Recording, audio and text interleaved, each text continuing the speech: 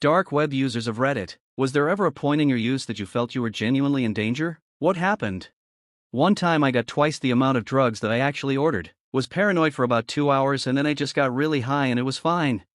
I've used the dark web once or twice. Scariest thing was when my screen went black for a few moments and turned back on. Wasn't anything big, just my display cable fucking up, but it did give me the creeps. As for dark or disturbing shit, I've only found a list of random addresses. The dark web really has a lot of stigma associated with it. For the most part it's just people curious about the dark web or people trying to scam you or sell you drugs. You have to do a lot of looking to find the really fucked up stuff. You're more likely to find dark web type crap on Reddit or YouTube than the actual dark web. I once bought a bit of weed and I received a blackmail letter threatening me with awful things, like sending CP and calling the police, if I didn't send one BTC, $1,000 at the time. I was scared shitless but nothing ever happened. Always check the reviews before buying anything. A friend of mine used to use Silk Road on the darknet when Bitcoin was $10 a pop. He placed at least 100 orders through it and never had any issues. It's a shame he didn't keep all the Bitcoin he bought because he would have been a millionaire now. In college some friends and I ordered a 100 sheet of acid, using Bitcoin, to our college P.O. boxes. We got pretty terrified when it didn't arrive when it should have. We thought it was found by USPS, our own mail service, or the DEA. We were paranoid. Turns out they just shipped it later than they said. We got our 100 tabs but that was a very stressful week and a half for all of us. I was a casual orderer of the dark web for a while and got pretty big into it and started buying slightly bulky packages of drugs. If you knew the markets for a while then you would know one called Alphaba was the best of the best. The Amazon of drugs and fraud would be its best description. However, it went down mysteriously one day and everyone assumed the owners just scammed everyone for their Bitcoin, partially true, but in the background it was actually seized the DEA. Everyone flocked to a new site called Hansa which had some sketchy design features but it was the next best alternative. Turns out the Dutch police took over the site and with cooperation of multiple governments ran a drug distribution onion site with over $1 million of transactions for around a month. They were gathering information from unsuspecting users, including me, who bought with faulty security practices. Now this is where I started freaking out. Imagine trafficking drugs through the mail and the Attorney General at the time, Jeff Sessions, makes a speech live on television that he was going to crack down and explicitly explains how fucked everyone on Hansa was because they have been gathering data for over a month. And in a big dick energy move closes the site and puts up a banner in its place saying everyone who has purchased will be prosecuted to the fullest extent of the law during his live speech. I was shitting myself for a month as many arrests did occur, but luckily I guess I wasn't important enough and nothing happened to me.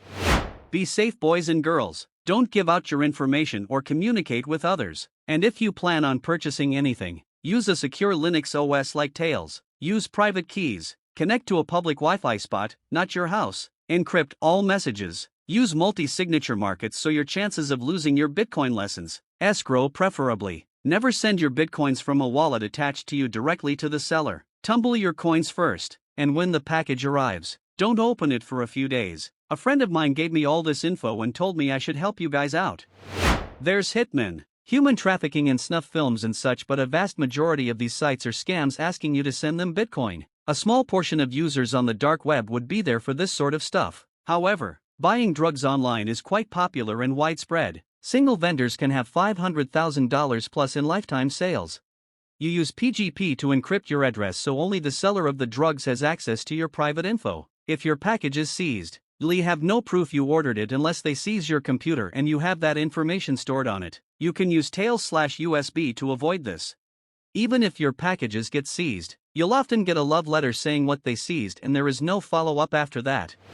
I've never personally felt I was in actual danger, so to speak, since I take proper precautions, but early on I did accidentally come across a site/forum while exploring that was filled with snuff photos of women people had assaulted and then knocked out or killed. Shut down my browser pretty quick after that, but felt uneasy for a long time after. I actually learned how to access the dark web by listening to NPR. They had a segment where an author who was writing a book about it basically gave step-by-step instructions on how to do it. I did everything he said and, by golly, it worked. Truthfully, it was pretty underwhelming, mostly just drugs and counterfeit items, passports, money, etc. I did find some weapons with the serial numbers scratched off, pistols and shotguns, but nothing that would start World War III. I also saw a couple ads for Hitman, but they seemed pretty hokey and were most likely undercover cops.